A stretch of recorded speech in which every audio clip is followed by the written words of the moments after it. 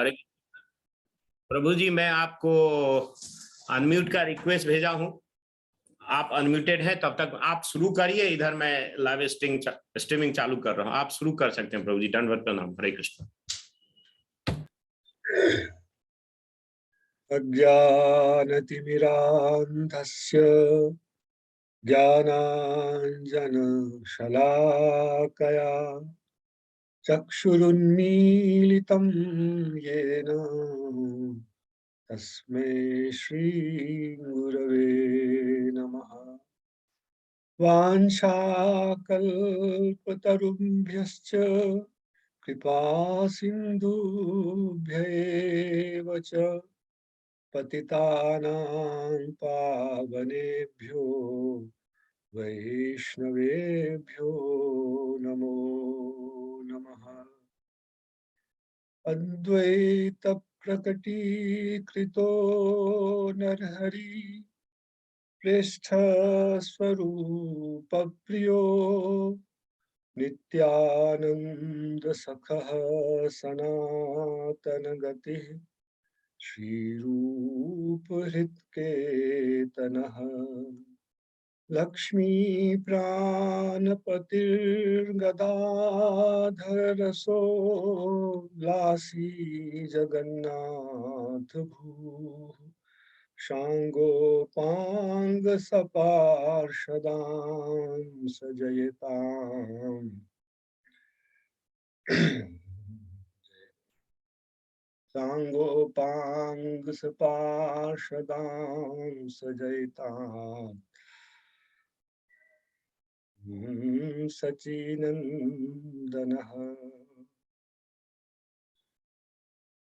यं प्रव्रजन्तमनुपेतमपेतकृत्यम् द्वैपायनो विरहकातराजुहाव पुत्रेति तन्मयतया तर्वोऽभिनेदु तं सर्वभूतहृदयं मुनिमानतोऽस्मि। देवाभ्यर्थनमन्दरेण मथिता भक्तीन्दिराभूद्यतः श्रीमद्भागवताख्यनिर्झरतरुः सत्सूत्ररत्नोत्करः दिव्यङ्गीतिसुधा शुकामृतरुचिर्ज्ञानं च धन्वन्तरिः सश्रीव्यासमहाबुधिर्विजयते हृद्ये समन्तात् सताम्। नारायणं नमस्कृत्य नरं चैव नरोत्तमं देवीं सरस्वतीं व्यासं ततो जयमुदीरयेत्। हरे कृष्ण कृष्ण कृष्ण हरे हरे हरे राम राम राम हरे हरे। जन्माद्यस्य यतोऽन्वयादितरतश्चार्थेष्वभिज्ञः स्वराट् तेने ब्रह्महृदायादिकवये मुह्यन्ति यत्सूरयः। तेजो वारिमृदां यथा विनिमयो यत्र त्रिसर्गो मृषा धाम्ना स्वेन सदा निरस्तकुहकं सत्यं परं धीमहि।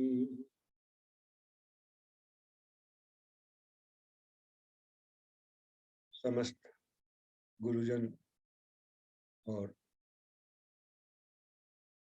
श्रोत्री मंडली वैष्णव जन सबको यथा योग्य अभिवंदन करते हुए कल जहाँ कथा को विराम दिया गया था वहां से कथा का पुनः प्रारंभ किया जा रहा है। कल की कथा में अंत में यह विषय आया था कि मन को यदि चंचलता से रहित करना है, संसार के तापों से रहित करना है, तो उसे सदा ही हम भगवत कथा में निमग्न रखें। इसके बाद इसके अतिरिक्त हमें और कुछ करने की आवश्यकता नहीं रह जाती। वहां एक प्रसंग उठा था, उसके पहले ही शायद, कि संपूर्ण भागवत को हम रसमय कैसे माने। संपूर्ण भागवत में वह रस हम लोगों को प्राप्त नहीं होता है। इस संदर्भ में दास को एक उदाहरण याद आया कि किस प्रकार हम लोगों के लिए वह उदाहरण आदर्श बन सकता है। आप लोगों को इस सिद्धांत को मानने में कोई आपत्ति नहीं होगी कि महाप्रभु से बड़े श्रीमद् भागवत के रसिक होने की कल्पना भी हम लोग नहीं कर सकते। श्रीमद् महाप्रभु एक तरफ रसराज और दूसरी तरफ महाभाव, प्रेम की अंतिम सीमा और रस की अंतिम सीमा, दोनों का सम्मिलन है। तो महाप्रभु यह कह सकते हैं कि नहीं, भागवत का यह अंश त्याज्य है, इसे नहीं सुनेंगे, उस अंश को सुनेंगे, क्योंकि वही रसीला है, बाकी जो है वह रसीला नहीं है। किंतु महाप्रभु ने अपने जीवन में इसके विपरीत आचरण करते हुए दिखाया है। यह गौरी संप्रदाय का इति ही है। ग्रंथों में इसका उल्लेख है कि महाप्रभु ने पुरी में रहते हुए श्री गदाधर पंडित जी से शताधिक बार श्रीमद् भागवत के एक अंश का श्रवण किया, और वह अंश रास पंचाध्यायी नहीं है, वह अंश है श्री प्रहलाद चरित्र। महाप्रभु पुरी में उस महाभाव में सर्वथा विभावित होकर अपने प्रयोजन की पूर्ति, इस संसार में आने का जो उनका प्रयोजन था, राधायाः प्रणय महिमा की दृश्योवा, इसको समझना, उस दशा में भी पुरी में ही उनकी यह लीला पराकाष्ठा को पहुंची है। किंतु उस दशा में भी उन्होंने प्रहलाद चरित्र का 108 बार श्रवण किया है। क्या यह अपने आप में आश्चर्य नहीं है? और यह हमें इस विषय के लिए क्या प्रेरित नहीं करता है कि हम भागवत के किसी अंश को हेय और त्याज्य ना समझें? तो आप लोगों से अनुरोध है, हम लोगों के आराध्य जो महाप्रभु जी हैं, हम लोग उनके ही चरण कमल का अनुसरण करें, इसमें हमारा अधिक कल्याण होगा।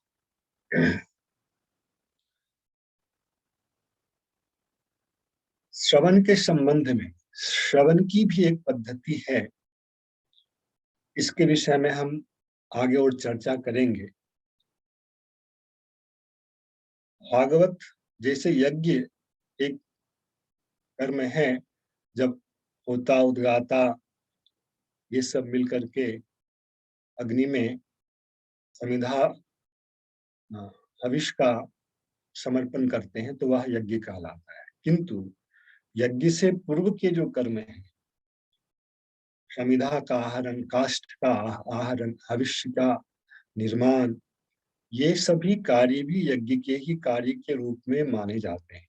ऐसे ही अभी श्रीमद् भागवत के मुख्य श्लोक पर आने से पहले जो कुछ हो रहा है, यह उसका पूर्वाभास है। इसे हमें ठीक से समझना चाहिए, यह उसका अंग ही है। और यह जितना अधिक परिष्कृत होगा हमारे हृदय में, दास का यह विश्वास है कि आप लोगों की कथा श्रवण का, आप लोगों के अंदर कथा श्रवण का जो स्तर होगा वह निश्चय ही बहुत उन्नत होगा। यत्र तत्र से हमने कुछ प्रमाणों के द्वारा भागवत किस प्रकार हमारे प्रयोजन को पूर्ण करने में समर्थ है, इस विषय में आप लोगों को कुछ श्रवण कराया। अनेक प्रमाण है, एक दो आप लोगों को श्रवण कराया। अब सनकादिक के द्वारा क्रमशः ही श्रीमद् भागवत के महात्म्य के विषय में जो कुछ कहा गया है उसे हम लोग संक्षेप में सुनेंगे। इससे और भी हमारी श्रद्धा इस विषय में बढ़ेगी और जो हमारी प्रक्रिया जो है वह और परिष्कृत होगी। सनकादिक इस महात्म्य के वक्ता हैं और श्री नारद जी मुख्य रूप से इसके श्रोता हैं। सनकाद नारद जी नहीं, भक्ति देवी इत्यादि भी। तो भक्ति देवी नहीं, वहां जितने उपस्थित वैष्णवगण ऋषिगण हैं वे सब इसके श्रोता हैं नारद जी से। सनकादिक कहते हैं, अथ ते वर्ण्यते स्माभिर्महिमा सुखशास्त्रजः यस्य श्रवणमात्रेण मुक्तिः करतले स्थिता। भागवत के श्रवण मात्र से मुक्ति तो आपकी मुट्ठी में आ जाती है, उस विषय में तो कोई चिंता ही नहीं करनी चाहिए। किंतु जो विषय है प्रेम, भगवान का हृदय में वशी प्रेम की रज्जु से बंधकर बैठ जाना, इसके विषय में वे कह रहे हैं, सदा सेव्या श्रीमद्भागवती कथा यस्याः श्रवणमात्रेण अधिष्ठितं समाश्रयेत्। सदा सेव्या श्रीमद् भागवती कथा, श्रीमद् भागवत की जो कथा है इसका सदा ही सेवन करना चाहिए। और 2 बार इसको कहते हुए इसकी परम प्रयोजनीयता का शनकादिक ने प्रदर्शन किया। और इसका फल क्या बताया, श्री हरि चित्त का आश्रय करके बैठ जाते हैं, अर्थात प्रेम में बंधकर भगवान वहां टिक जाते। अतः 2 प्रकार का फल यहाँ स्पष्टतः कहा गया। मुक्ति एक अलग प्रकार का फल है, किंतु भगवान का वशीभूत होना, यहाँ यह स्पष्ट है कि भगवान प्रेम के बिना वशीभूत नहीं होते हैं, प्रेम भक्ति के बिना वशीभूत नहीं होते हैं। तो वह वहां अवश्य ही उदित हो चुकी है। ग्रंथोऽष्टादश सहस्रो द्वादश स्कंध संहितः परीक्षित शुक संवादः श्रीनु भागवतम च तत्। 12 स्कंद से युक्त और 18,000 ग्रंथ से युक्त श्रीमद् भागवत का अवश्य श्रवण करना चाहिए, जो कि परीक्षित और सुखदेव जी का संवाद है। तावत् संसार चक्रेऽस्मिन् भ्रमते ज्ञानतः पुमान् यावत् कर्णगता नास्ति शुकशास्त्र कथा क्षणम्।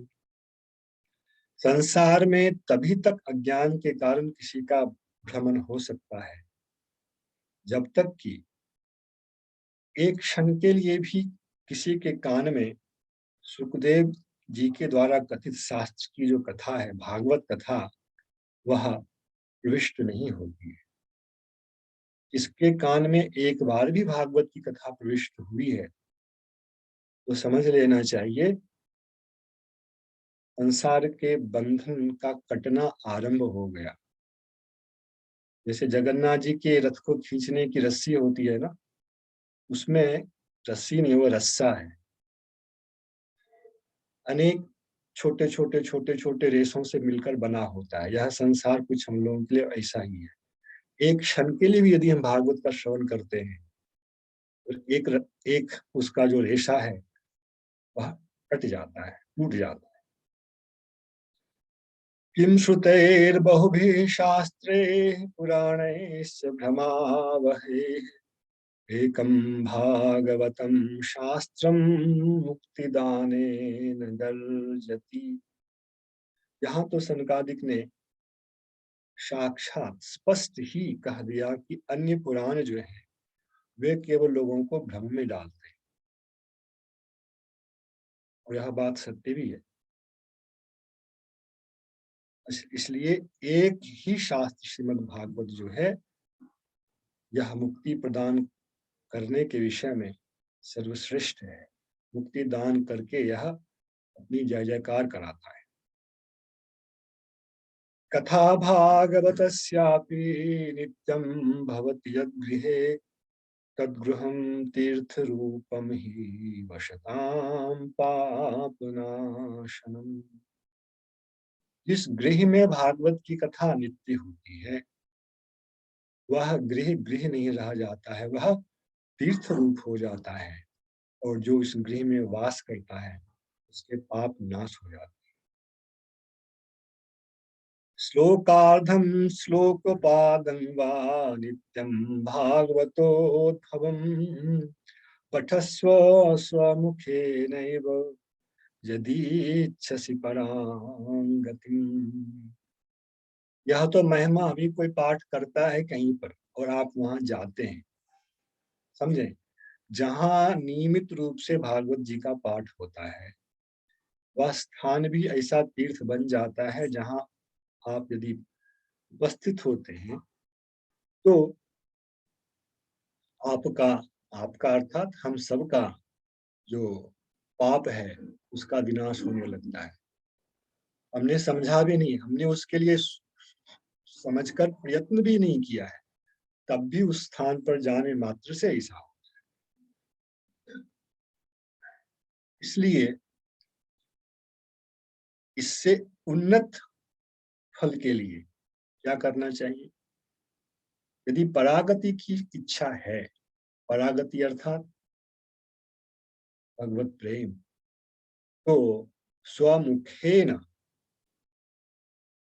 पठस्व, अपने मुख से ही श्रीमद् भागवत का ऐसा सनकादिक कार्य है।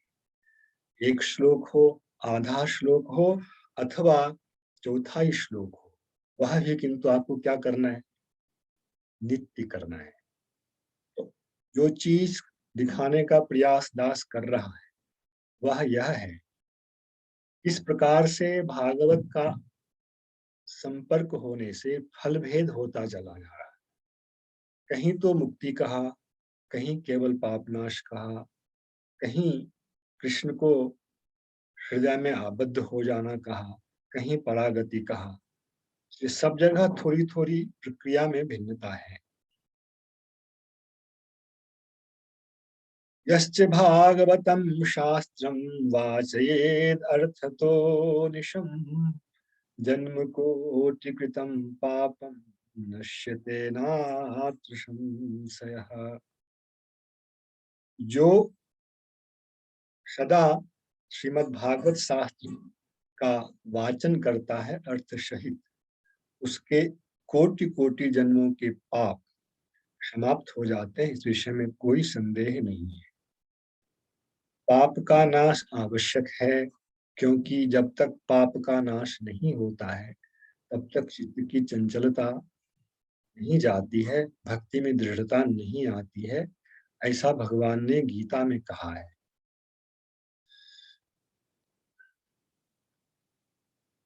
उक्तम भागवतम नित्यं कृतं च हरिचिंतनम तुलसी पोषणं चैव धेनूनां सेवनं समम्।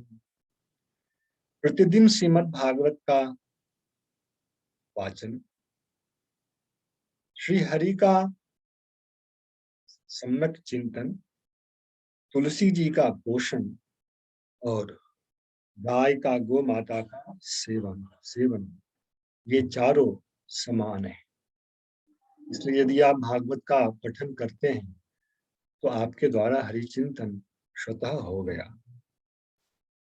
अंत काले तु येनैव श्रूयते शुकशास्त्रवाक् प्रीत्या तस्यैव वैकुंठं गोविंदोऽपि प्रयच्छति।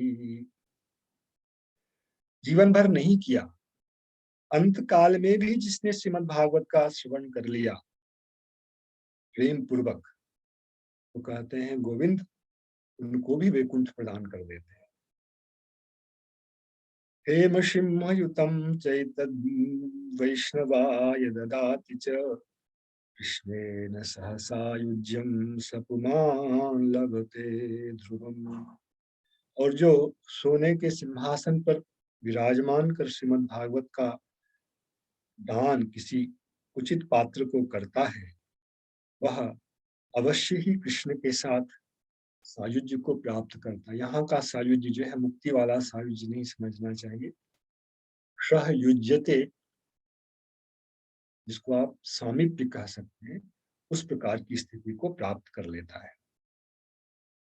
आजन्म मात्र पियेन सखेन किंचित चित्तं विधाय शुकशास्त्र कथा न पीता चांडालवच्च खरवत् बतते ननीतं मिथ्या स्वजन्म जननी जनक भाजा।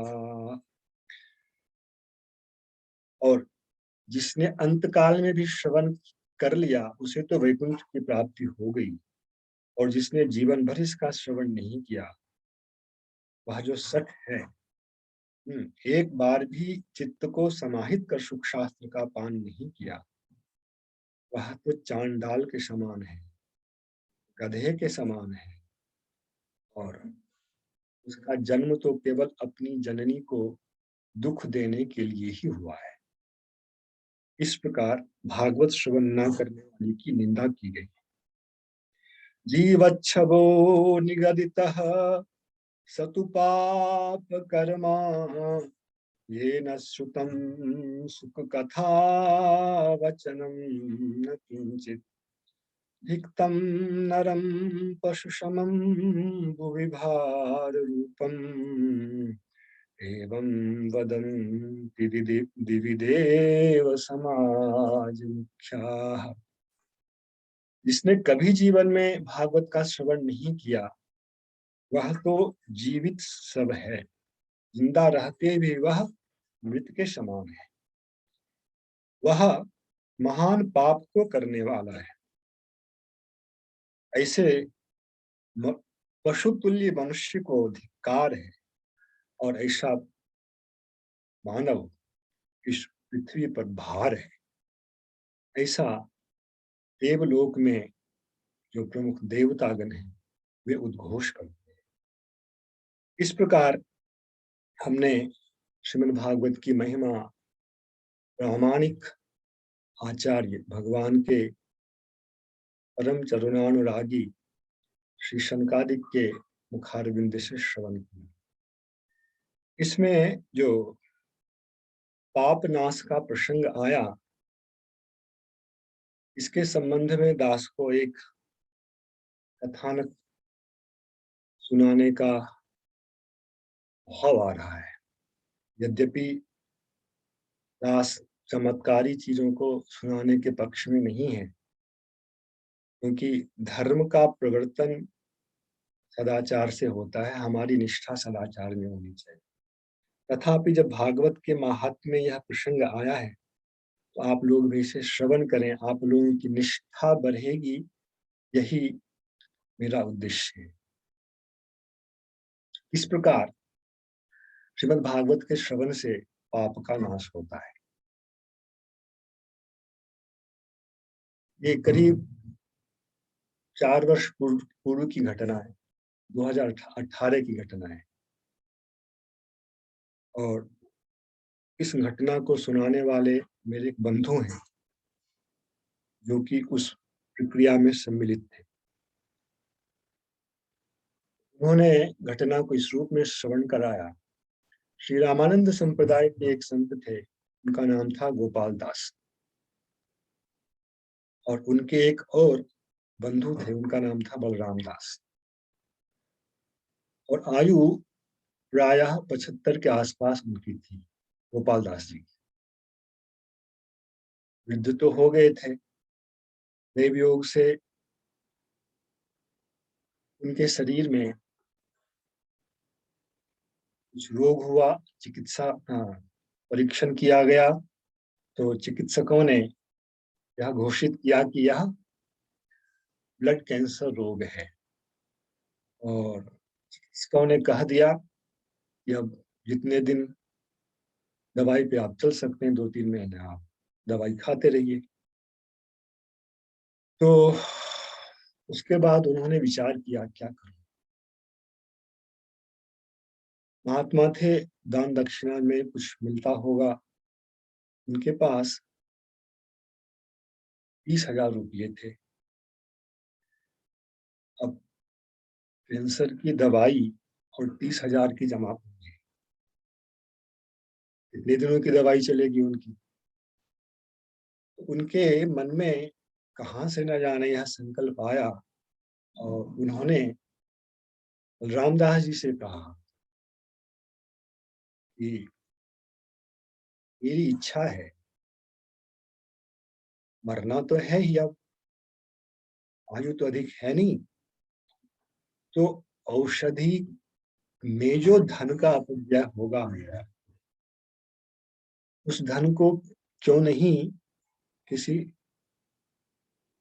भगवत कर्म में हम लगा दें, शुभ कर्म में लगा दें। तो मेरी यह इच्छा है कि श्रीमद् भागवत के श्रवण में, श्रीमद् भागवत के अनुष्ठान में मैं संपूर्ण धन का व्यय कर दूं। बलराम जी ने कहा, आपका यह प्रस्ताव बहुत उत्तम है।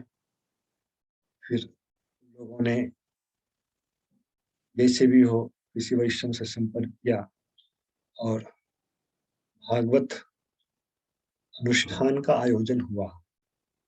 उनको यह भीतर भीतर संशय था, 30,000 की पूंजी में आजकल भागवत का अनुष्ठान कैसे होगा, कौन करेगा।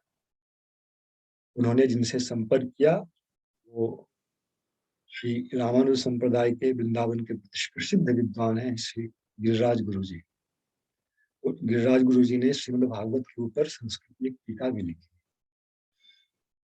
तो गिरिराज गुरु जी ने कहा, कोई चिंता की बात नहीं है, सब कुछ हो जाएगा, सारे अंगों की पूर्ति हो जाएगी, आप चिंता ना करें।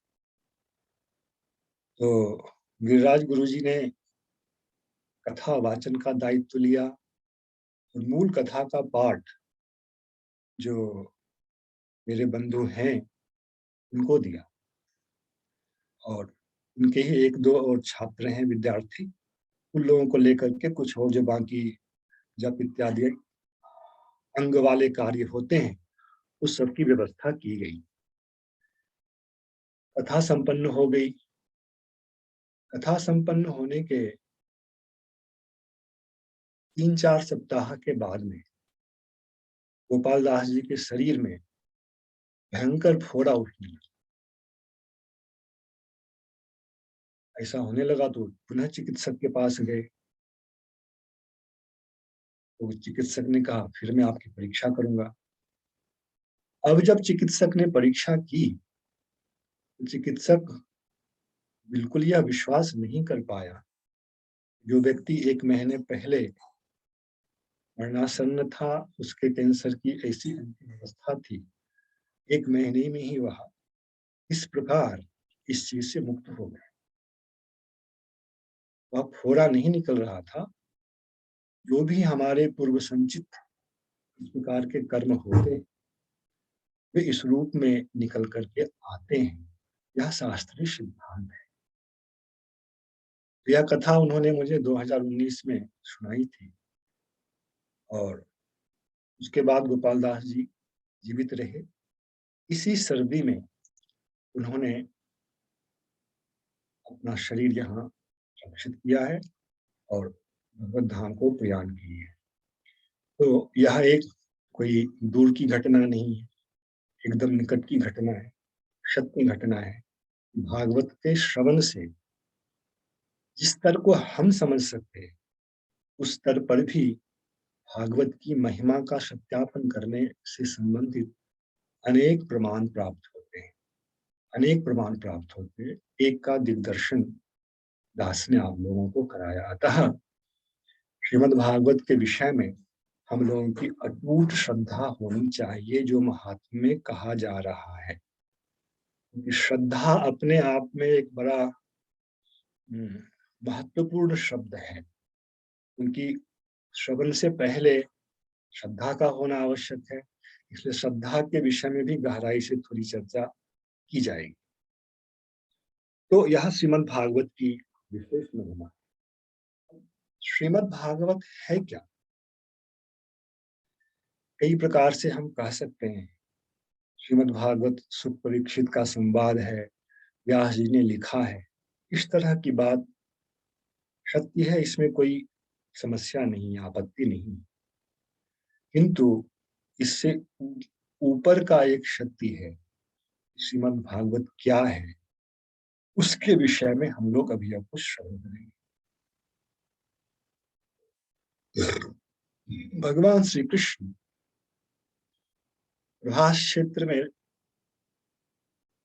जब मोक्षण लीला के बाद इस धरणी का परित्याग करने जा रहे थे, तो उन्होंने कृपा करके उद्धव जी को गीता का संदेश दिया, जिसे उद्धव गीता कहा जाता है। यह श्रीमद् भागवत का 11वां स्कंद है।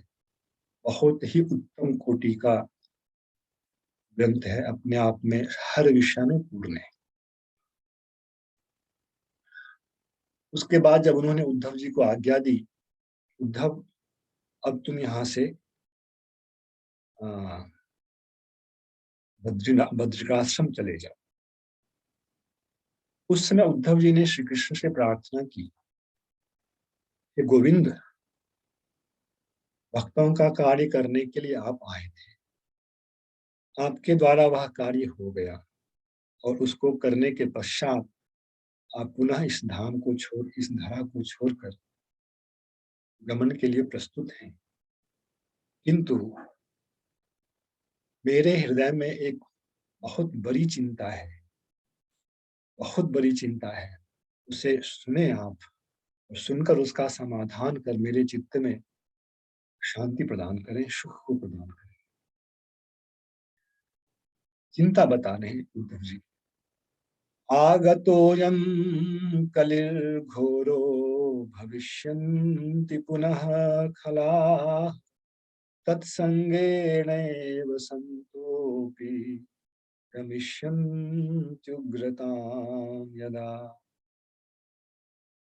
घोर कली आ ही चुका है, मतलब आप छोड़ेंगे धराधाम, कली का प्रवेश होता है।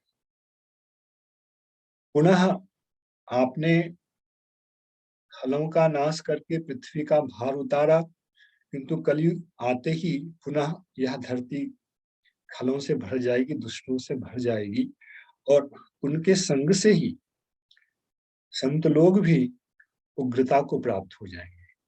जब उनकी ही बहुतायत होगी तो संत लोग भी दूषित हो जाएंगे। जब तब तदा भारवती भूमिर्गोरूपेयं कमाश्रये अन्यो न दृश्यते त्राता ततः कमललोचन। हे कमललोचन, उस समय यह भूमि किसका आश्रय लेगी? इस भूमि को सुख देने के लिए ही तो आपने यहाँ आकर यह लीला की, दुष्ट संहार की लीला। किंतु आपके छोड़ते ही यदि यही स्थिति हो गई भूमि की, अब पुनः भूमि किसका आश्रय लेगी?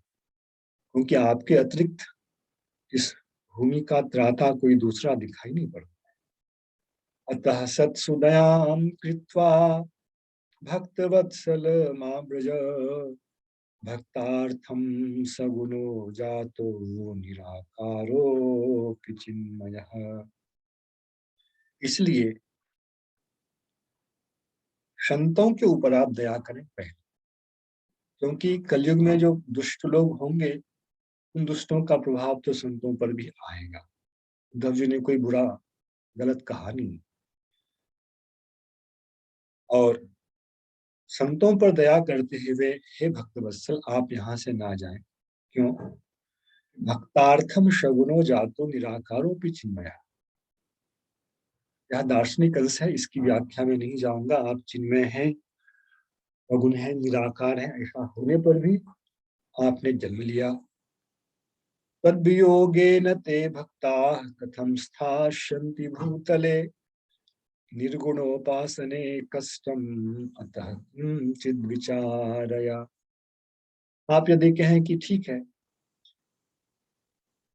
वह निर्गुण अव्यक्त की उपासना कर लेगा, तो कहते हैं नहीं नहीं नहीं, जो आपके भक्त हैं उनके लिए निर्गुण उपासना बहुत कष्टकर है, क्लेश कर नहीं, उनके हृदय में वह कष्ट मिलता है। इसलिए अपने भक्तों के विषय में भी आप थोड़ी चिंता करें। लोग आपके बिना कैसे यहाँ इस भूतल पर रह पाएंगे। इत्युद्धव वचः श्रुत्वा प्रभासे चिन्तयद्धरिः, भक्तावलंबनार्थाय किं विधेयं मयेति च। उद्धव जी के इस अनुरोध को सुनकर श्रीहरि ने चिंतन किया, भक्तों को आश्रय देने के लिए मुझे कौन सा उपाय करना चाहिए। भक्तालंबनार्थाय, भक्त लोग किसका आलंबन कर, किसका सहारा लेकर अपना जीवन काटेंगे। इसके लिए जब भगवान ने चिंतन किया, तब उन्होंने कहा, क्या किया? स्वकीयं यद् भवेत् तेजस्तच्च भागवते दधात्, तिरोधाय प्रविष्टोऽयं श्रीमद्भागवतार्णवम्। उनका जो अपना स्वकीय तेज था, अर्थात जो उनकी स्वरूप शक्ति है, उसको उन्होंने श्रीमद् भागवत में स्थापित कर दिया और अंतर्धान हो गए, तिरोहित हो गए। और तिरोहित होने के बाद एक स्वरूप से, एक रूप से जहां जहां अपने धाम में जाना हो वे गए, और एक रूप से प्रविष्टोयम श्रीमद् भागवतार्णवम्, श्रीमद् भागवत रूपी इस शब्द सागर में वे प्रविष्ट हो। यह है श्रीमद् भागवत का स्वरूप। तेनेयं वाङ्मयी मूर्तिः प्रत्यक्षा वर्तते हरेः, सेवनात् श्रवणात् पाठात् दर्शनात् पापनाशिनी।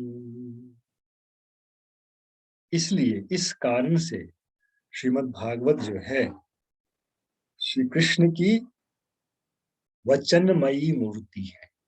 मूर्तियां कई प्रकार की होती, जब आप भगवान का हृदय में ध्यान करते हैं तो वह जो भगवान की छवि उभरती है वह मनोमयी मूर्ति है। बाहर जिन विग्रहों का प्रकाश कर हम लोग अर्चन सेवा करते हैं, ये सब बाह्य मूर्ति है, धातुमयी हो, शिलामयी हो, काष्ठमयी हो, सिक्तामयी हो, 8 प्रकार के विग्रहों की बात शास्त्र में आई है। ऐसे ही श्रीमद् भागवत भी भगवान की एक मूर्ति है, यह साक्षात श्री हरि ही है। प्रत्यक्षा तेने यंग वांगमयी मूर्ति ही प्रत्यक्षा वर्तते, हरे है प्रत्यक्षा वांगमयी मूर्ति। यह विश्वास हम लोगों के अंदर कि श्रीमद् भागवत हरि की अनेक प्रकार की मूर्तियों में से जो वांगमयी मूर्ति है वह है श्रीमद् भागवत। अतः जब हम भागवत को सुनते हैं, पढ़ते हैं, तो हमारा भगवत साक्षात्कार ही हो रहा होता है। यह श्रद्धा हमारे हृदय में होनी चाहिए। और ऐसा यदि होता है, हम जो यह कल्पना करते हैं कि भगवान मेरे सामने उपस्थित होकर दर्शन दे दें, तो वहां अपने आप से हम लोगों को यह प्रश्न करना चाहिए कि अच्छा, यदि भगवान हमारे सामने इस रूप में आ गए तो हम लोग क्या करेंगे भगवान की? अपने आप से हम लोगों को प्रश्न करना चाहिए। आप सोच लीजिए, आप कहेंगे कि मैं यह करूंगा, वह करूंगा, यह करूंगा, वह करूंगा, तो भगवान कहेंगे मैंने तो अपनी दूसरी मूर्ति साक्षात आपके सामने विराजमान कर रखी है, उसके साथ आप ऐसा कर रहे हैं। तो हम लोगों का यदि उत्तर ना में होता है, हम लोगों का सिर यदि झुक जाता है, तो हम लोग यह स्वप्न देखना बंद कर दें कि भगवान का हमें साक्षात्कार हो जाए, आंखों के सामने प्रकट हो जाए। भगवान प्रकट हैं, किंतु इस रूप में वे साक्षात भगवान हैं, यह निष्ठा हमारी नहीं होती है, क्योंकि तब जो हमारे लिए कर्तव्य बनता है वह हम नहीं कर पाते हैं। इसलिए भी भगवान सामने प्रकट भी हो गए ना, तो हम ऐसे ही आलसी बने रहेंगे। इसलिए भगवान प्रकट नहीं हो आंखों के लिए, बाकी अनेक रूपों में तो प्रकट है। आंखों के लिए भी भागवत का भी दर्शन जो है, अभी हम लोगों ने सुना पठन का, श्रवण का, कीर्तन का, किंतु इस श्लोक में सेवनात्, श्रवणात्, पाठात्, दर्शनात् पापनाशम्। श्रीमद् भागवत का यदि दर्शन भी होता है और श्री हरि साक्षात वांग्मय रूप में उपस्थित है, इस बुद्धि से यदि हम दर्शन करते हैं, उनका यह दर्शन भी बहुत बड़ा हम लोगों का क्या बोलूं लाभ है। यही भाग है जो हम लोगों को अपने पक्ष से करना है। दो पक्ष हैं। भगवान का एक पक्ष, भगवान ने कहां तक कर दिया है बताइए, बतावें। भगवान ने अपने आप को उपलब्ध करा दिया है। यदि हम श्रीमद् भागवत को स्वीकार करने में समर्थ नहीं हो पा रहे हैं, स्वीकार करने का अर्थ है जैसा हम सोचते हैं कि भगवान सामने आ जाए तो हम उनके साथ ऐसा करेंगे, वैसा भागवत के साथ हम लोग करें। सेवनाथ, अर्चन भी श्रीमद् भागवत का होगा। श्रवणार्थ, पाठार्थ, दर्शनार्थ, इसमें से हर क्रिया ही पापनाशिनी। अतः श्रीमद् भागवत जो है भगवान का एक स्वरूप है। जैसे भगवान नाम को हम भगवान से अभिन्न कहते हैं, वैसे ही श्रीमद् भागवत भी अभिन्न है। कल यह प्रसंग थोड़ा सा आया भी था। वस्तुतः भागवत और नाम अलग अलग नहीं है। भागवत की ही सभी लीलाओं का सूत्रीकरण भगवान का नाम है। उन नामों की व्याख्या ही श्रीमद् भागवत है। वह तो कनिष्ठ अधिकारियों के लिए ऐसा लगता है कि नाम अलग है और श्रीमद् भागवत अलग है, किंतु दोनों की अपनी अपनी एक विशेषता है। नाम सबके पक्ष में सर्वत्र सदा सुलभ है। श्रीमद् भागवत थोड़ा सा उसकी अपेक्षा में दुर्लभ भी है। समझने का, पढ़ने का ज्ञान भी चाहिए। ठीक से भागवत श्रवण कराने वाले लोग नहीं मिलते हैं। ये सब प्रतिबंध, मतलब थोड़ी सी उपलब्धि की सरलता, सहजता श्रीमद् भागवत में कम है, जो नाम में अधिक है। अन्यथा रुचि उत्पन्न करने में नाम में भी रुचि उत्पन्न करने में जो प्रमुख एक कारक है वह है श्रीमद् भागवत कथा। और कथा में रुचि हमारा उदित हो, हमारी रुचि उदित हो, इसका हमें प्रयत्न करना चाहिए। इसलिए इसलिए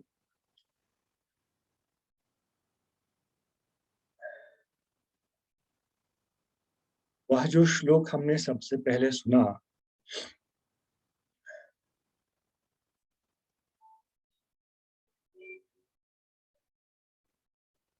वासुदेव कथा रुचि स्यात् महत् सेवया विप्राः, वहां कथा में रुचि होना इसे एक साध्य बताया गया। हम लोग प्रायः बोलते हैं ना, नामे रुचि जीवे दया नामे रुचि, उसके साथ हम लोग एक विषय को और भी जोड़ लें ज्यादा अच्छा है। और जो क्रम बनेगा उसका, कथा रुचि, नामे रुचि, जीवे दया। जीव दया जो है यह प्रारंभिक स्तर का अनुभव हृदय में का नहीं है, वह उन्नत भक्तों के हृदय में ही उदित होती है जीवे दया। उसके पहले जो है तो वो बहुत उपाधियों से मिश्रित चीजें होती हैं, वह शुद्ध रूप में जीव दया नहीं है। कथा रुचि, नाम रुचि, उसके बाद जाकर के फिर जीव दया की बात होनी चाहिए। कथा में रुचि यह अपने आप में एक जो है हम लोगों का साध्य है, और इसके लिए हमें प्रयत्न करना चाहिए। आज की कथा को यहीं मैं विराम देने के लिए सोच रहा हूँ, क्योंकि फिर नया प्रसंग आरंभ होने से समय का संकोच हो जाएगा। वाञ्छाकल्पतरुभ्यश्च कृपा सिन्धुभ्येव च पतितानां पावनेभ्यो वैष्णवेभ्यो नमो नमः। हरे कृष्ण। भवे भवे यथा भक्तिः पादयोस्तव जायते, तथा कुरुष्व देवेश नाथस्त्वं नो यतः प्रभो। नाम संकीर्तनं यस्य सर्वपापप्रणाशनं, प्रणामो दुःखशमनस्तं नमामि हरिं। हरे कृष्ण कृष्ण कृष्ण हरे हरे, हरे राम राम राम हरे हरे। श्री कृष्णार्पणमस्तु। बहुत बहुत प्रभु जी के चरणों में दंडवत प्रणाम और धन्यवाद। प्रभु जी ने आज बहुत ही हृदय को स्पर्श भागवत आज की कथा से हम सब की जो है ग्रंथराज श्रीमद् भागवतों में एक अनोखा प्रीति सबके हृदय में प्रभु जी ने बताया कि भगवान उद्धव जी के कहने पे अपने आप को कलयुगी जीव की रक्षा के लिए, कृपा के लिए अपने आप को भागवत स्वरूप में प्रकट कर दिया प्रभु जी हम सब के लिए। लेकिन महाप्रभु जी ने शिक्षाष्टक के दूसरे श्लोक में जो कहा कि प्रभु इतनी कृपा की आपने, लेकिन हमारा दुर्भाग्य भी कम नहीं है। एतादृशी तब कृपा भगवन ममापि दुर्दैव में दृश्मिहाजनी नानुराग, हमारा अनुराग फिर भी नहीं है उसमें। आपने अपने आप को प्रकटित कर दिया नाम के रूप में, भागवत के रूप में। तो बहुत बहुत धन्यवाद प्रभु जी। बहुत ही उत्तम आपने वो गोपाल दास जी वाला भी जो एग्जाम्पल दिया कि भागवत के श्रवण मात्र से सारे पाप नष्ट हो गया और कैंसर जैसे बीमारी से भी वो मुक्त हो गए। तो अब नेक्स्ट 5-10 मिनट्स हम लोग स्पेंड करेंगे कि आज की कथा से रिलेटेड भक्तों के मन में अगर कोई प्रश्न है तो सभी भक्तों से निवेदन है कि इस प्रोग्राम को ठीक से मैनेज करने के लिए मैं अनम्यूट का ऑप्शन आपको नहीं दे पा रहा हूं, लेकिन आपका अगर प्रश्न है तो आप रेज हैंड करिए, आपके मोबाइल पे, जूम पे, लैपटॉप पे होगा और फिर मैं आपके स्क्रीन पे अनम्यूट करने का ऑप्शन भेजूंगा। तो सभी भक्तों से निवेदन है कि आप प्रश्न पूछें। तो आप कोई भक्तों का प्रश्न हो तो आप रेज करिए हैंड अपना। अभी तक किसी ने नहीं किया। तो पूज्यपाद तुरी स्वामी महाराज जी कृपा करके सिर्फ अपने लिए ही नहीं सभी दर्शकों के लिए प्रश्न कर रहे हैं। कल भी किए थे महाराज जी। तो महाराज जी आप अनम्यूट करिए महाराज जी। हाँ जी महाराज जी, अब आप बोल पूछिए महाराज जी।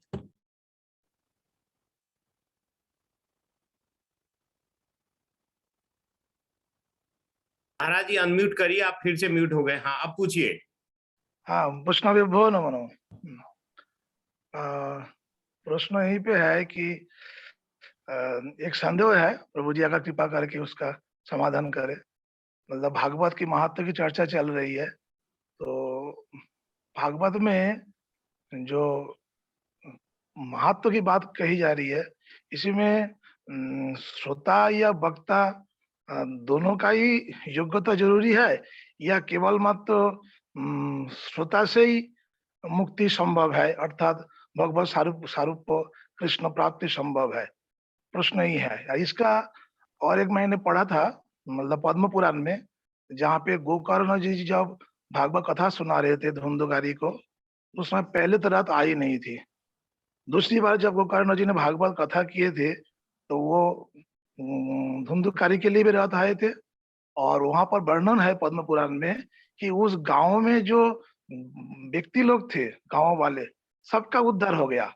और खाली यही नहीं है कि वहां पे जो शिकार जंतु जानवर कीड़े मकोड़े जो भी थे, सब भगवत धाम चले गए।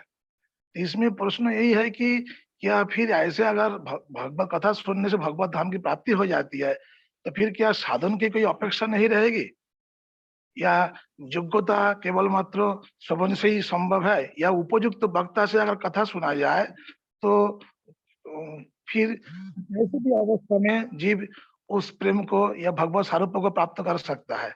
प्रश्न यही पे है कि फिर कुछ कीड़े मकोड़े जो जंतु जानवर, इनको कैसे श्रद्धा हो गई जो ये भगवत स्वरूप को प्राप्त किए, भगवत धाम चले गए? यही है प्रश्न आपका उत्तम है, और यह विषय कल स्पर्श करता तो अच्छा था, क्योंकि वह विषय आएगा।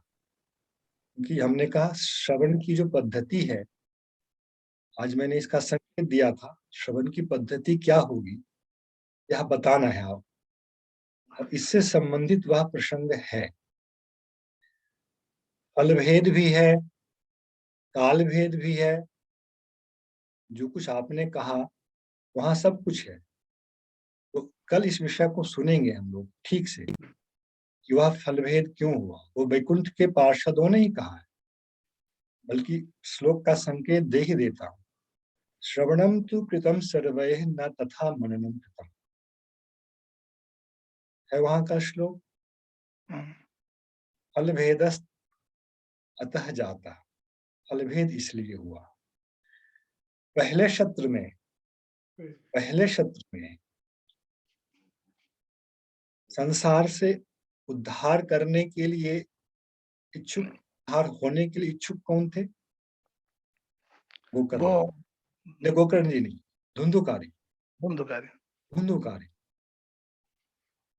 उन्होंने जिस प्रकार से श्रवण किया, उस प्रकार से गांव ग्रामीण लोगों ने श्रवण नहीं किया। वैकुंठ के दूतों ने यही उत्तर दिया। सुना सबने, श्रवण का कुछ तो फल है, और यह फल कि विमान आकर के उसे विमान पर आरूढ़ करा के अभी सशरीर इस रूप में ले जाए, वह जो एक अतिरिक्त गुण उसमें होना चाहिए था श्रवण में, यह इन श्रोताओं में नहीं, किंतु किसमें था? धुंधुकारी में। क्योंकि धुंधुकारी इस प्रकार से तापग्रस्त था कि वह इस ताप से मुक्त होना चाहता। बाकी लोग बैठ गए थे कथा, गोकर्ण जी ने बुला लिया, हुआ चलो बैठ जाओ। कथा तो धुंधुकारी को निमित्त करते हुए कर रहे थे, वे गांव वाले को बुला लिया। कोई बहुत बड़ा मतलब पंडाल उंडाल लगा करके ऐसा सोचते वैसा आयोजन तो था नहीं। गांव वाले भी आके बैठ गए। सामान्य श्रद्धा, इसको क्या कहेंगे हम? सामान्य श्रद्धा। शास्त्रीय, क्योंकि यह एक संपूर्ण विज्ञान है और उस पूरी पद्धति को हमें समझना है। इसलिए मैं इस पे बहुत विस्तार से शुरू में ही बताना चाहता हूं कि हमारी श्रवण की पद्धति में कोई दोष ना रहे। प्रभु जी, वहां पर जंतु जानवर तक भी उद्धार हो गया, ये बात कैसे में कई संभव है? कैसे संभव है? मतलब जो उन लोगों के अंदर में अच्छा, महाप्रभु के कीर्तन के द्वारा बाघ, सिंह जैसे, सांप जैसे जंतु लोग नाम में मत हो गए तो उनका कल्याण हुआ कि नहीं हुआ? उनका क्यों नहीं होगा? तो फिर प्रश्न फिर आ रही है प्रभु जी कि फिर योग्यता की फिर कोई परिभाषा नहीं है। जैसे पेड़ पौधे, जंतु जानवर, चिड़िया पक्षी सब उद्धार हो जा रहे हैं भागवत कथा सुनने मात्र से ही, जी से। जी, आप किस योग्यता की बात कर रहे हैं? साधन की योग्यता? साधन की। श्रवण अपने आप में क्या परिपूर्ण साधन नहीं है? इतना 3 दिनों से मैं बता रहा हूं। यदि यह विश्वास नहीं हुआ तो श्रवण क्या हो जाएगा? हल्का हो जाएगा, हल्का हो जाएगा।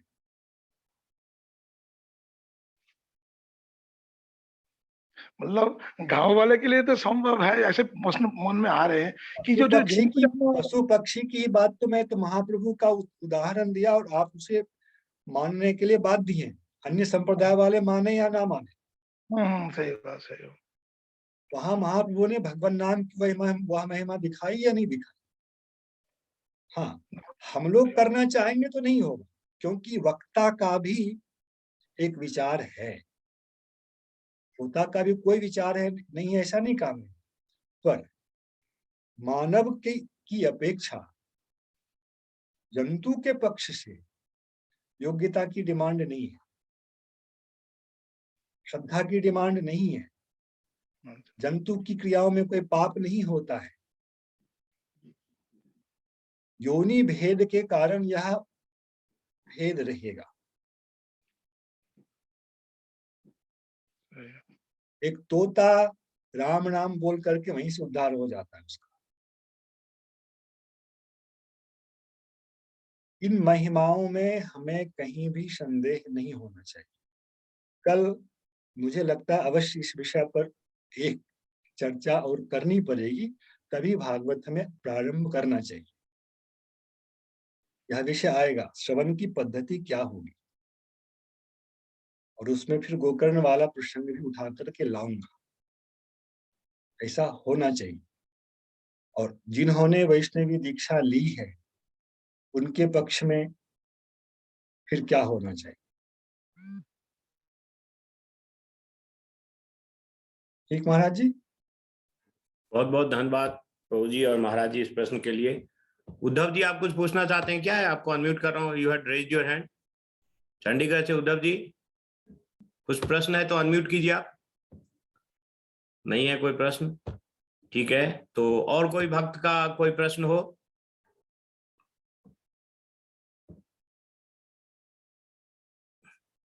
किसी भक्त का प्रश्न हो तो वैसे भी हाथ उठाइए स्क्रीन के सामने, तो मैं अनम्यूट करूंगा।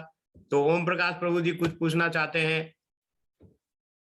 प्रभु जी अनम्यूट कीजिए, आपके स्क्रीन पे आया होगा एक ऑप्शन।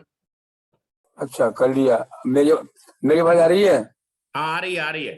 हाँ, मेरा प्रश्न ये है कि क्या भक्ति का अंतिम उद्देश्य भगवत साक्षात्कार है?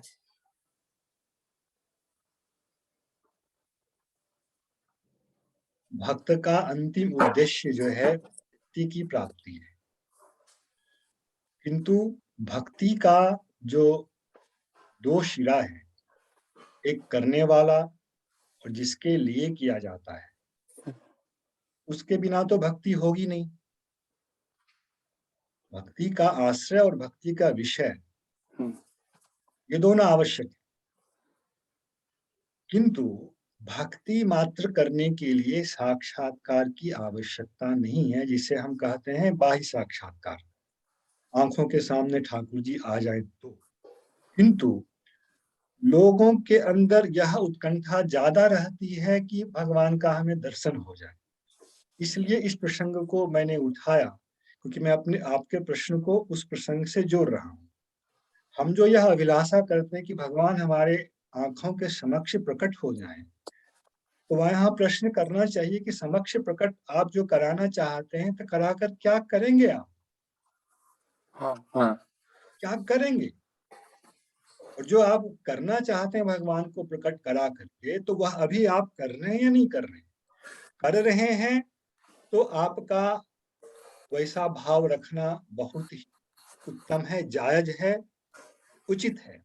और नहीं कर रहे हैं तब ऐसा भाव रखना उचित नहीं है, जायज नहीं है, ये मैंने कहने का प्रयास किया। क्योंकि उस कार्य के लिए कि भगवान समक्ष में आएंगे और मैं सेवा करूंगा, तो सेवा ग्रहण करने के लिए भगवान ने अपने कई रूपों को आपके आसपास रख छोड़ा है। उसमें एक श्रीमद् भागवत है, उसमें एक जो है अर्चा विग्रह है। आप वहां क्या करते हैं? भगवान हम लोगों से पूछें, आप वहां क्या करते हैं? वहां कुछ नहीं करते हैं, सोचते हैं बस भगवान हमारे सामने मुरली बजाते हुए प्रकट हो जाए। तो यह जो है हम लोगों का, बोलते हैं ना, संपत्ति नहीं होने पर भी बहुत बड़े बड़े ख्याली भवनों का निर्माण करना, ख्याल का भवन, सपनों का महल, इससे हम लोगों को बचना चाहिए। मेरा कहने का एक भाव ये था, भक्ति का अर्थ ही है जब सेवा। आप यह प्रश्न ही नहीं कर सकते हैं कि क्या सेवा करना जरूरी है या नहीं है। आपका साध्य ही है सेवा, वह सेवा अभी करें।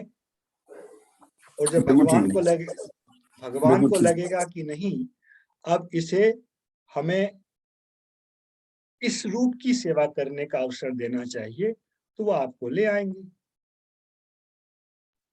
बहुत बहुत धन्यवाद प्रभु जी और पूज्यपाद ओम प्रकाश प्रभु जी आपके प्रश्न के लिए। तो ओम प्रकाश जी, आपको मेरा नमस्कार, दंडवत प्रणाम।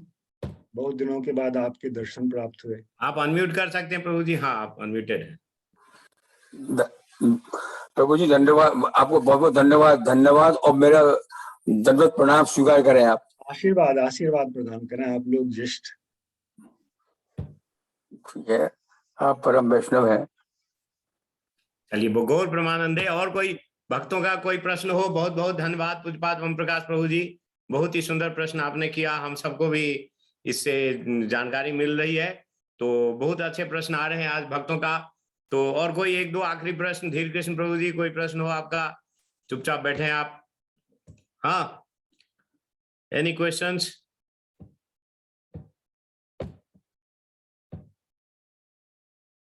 तो चूंकि और किसी भक्तों का कोई प्रश्न नहीं है, तो अब एक छोटा सा हरि नाम संकीर्तन करके फिर जय ध्वनि के साथ इस कथा को हम आज इस कथा को कंक्लूड करेंगे। तो प्रियव्रत प्रभु जी है क्या? प्रिय प्रभु जी या अजीत प्रभु जी, एक मिनट। प्रियव्रत प्रभु जी हाँ है। तो प्रियव्रत प्रभु जी, एक छोटा सा संकीर्तन आपके श्रीमुख से। प्रियव्रत प्रभु जी को बुलाइए एक बार। हाँ प्रभु जी, आप अनम्यूट हो गए, अभी आपके श्रीमुख से एक छोटा सा संकीर्तन होगा प्रभु जी। और